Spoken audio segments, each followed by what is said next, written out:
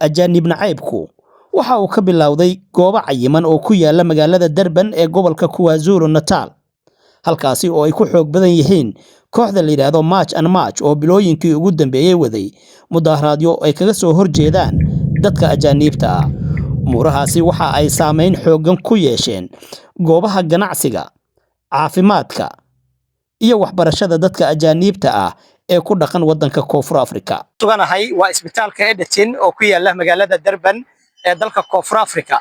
Sida aad social media ka wada aragteen sanadkii 2025 waa halkii ay ka bilowdeen diidmada dadka ajaanibta ah inay tagi karaan isbitaalada ku yaala wadanka Koonfur Afrika oo dad tira yar intay isugu soo baxeen halkani dad ajaanib ah oo doonaya inay xaalad caafimaad u tagaan isbitaalkani ka hor istaagay. Waxa uuna ka mid yahay goobaha lagu xasuusto in ay ka bilowdeen dibadbaxyada iyo diidmada dadka ajaanibta ah ee ku dhaqan wadanka Koonfur Afrika. muuqaal xilligaasi laga duubay isbitaalkani ayaa si weyn ugu baahay baraha bulshada maadaama uu kaabiga ku hayo xeebta magaalada Durban oo ay u soo daawasho tagaan dad yow aad u tiro badan. ID that says South African. He has got a refugee status.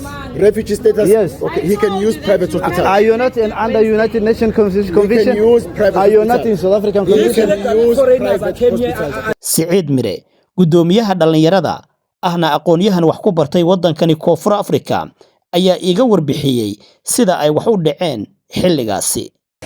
isbitaalka naga dambeeyo waxa la yiraahdaa Edetin Hospital waa isbitaal caan ka ah magaalada Durban oo ka mid ah isbitaalada qadiimiga ah ee dalkan iyo magaaladan ku yaala runtii waana meeshii ay ka bilaabatay barxadan agteena ah ururkii ugu horeeyay March and March 3 ilaa 4 qofood ay ahaayeen u jiray dadka ajaanibta kuwa sharciyada leh iyo kuwa sharciyada lahaynba inay isbitaalka iyo helaan service caafimaad waana meeshii ugu horeeyay July hore sanadkii 2025 ka bilowdeen March and March waana runtii waxaana jira iskuul kale oo naga fogeen oo iskuulaadkii ugu horeeyay waxbarashada dadka ajaanibta loogu jiido asagana aan booqan doono oo la yiraahdo Edetin School la yiraahdo ayaa sanad ugu dhow runtii meeshaan waa meel caan ku ah rabshadaha maalmaha socda ee March dalka dhan baahiyay meeshii ay ka bilowdeen waa halkan.